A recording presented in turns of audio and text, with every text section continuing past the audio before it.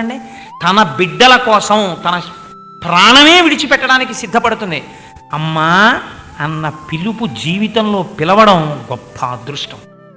అమ్మా అని నువ్వు పిలిచినప్పుడు, నువ్వు నిద్రలో భయపడినప్పుడు నీ నుదుటి మీద విభూతి పెట్టినటువంటి బొటనవేలు, నువ్వు అన్నం తినకపోతే బెంగ పెట్టుకుని నీకు చందమామని చూపించి పాటలు పాడి నీకు అన్నం పెట్టిన అమ్మ, నీకు పాలిచ్చిన అమ్మ, నీకు ఒంట్లో బాగుండకపోతే మొక్కుకుని ఉపవాసాలు చేసిన అమ్మ, నువ్వు వృద్ధిలోకి రావాలని తీర్థయాత్రలు చేసిన అమ్మ, నీకు 5 మార్కులు తక్కువ వచ్చి తండ్రి దెబ్బలాడితే కళ్ళ నీళ్ళొత్తుకున్న అమ్మ, అటువంటి అమ్మ రుణం నువ్వేమిచ్చి తీర్చుకుంటావు?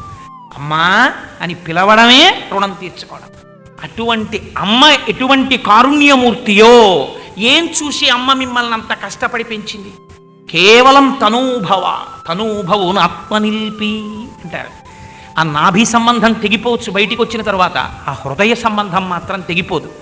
తను అంటకాగిపోయింది బతికున్న నాళ్ళు భర్తతో, కానీ తన శరీరం వదిలిపెట్టేసే ముందు మాత్రం ఆ కొడుకుల్ని చూస్తూ కొడుకుల ఒళ్ళో తలపెట్టుకు చచ్చిపోవాలనుకుంటుంది. భర్త పక్కనున్న పిల్లల మీదకు పోతుంది వ్యామోహం.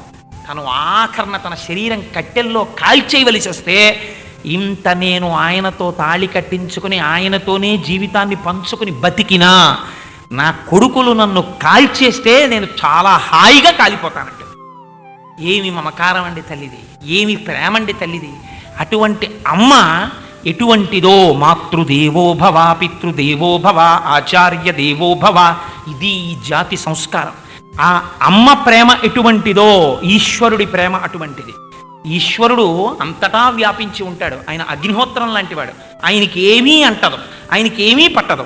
ఆయన హాయిగా సాక్షి మాత్రంగా ఉండగలిగినటువంటి వాడు.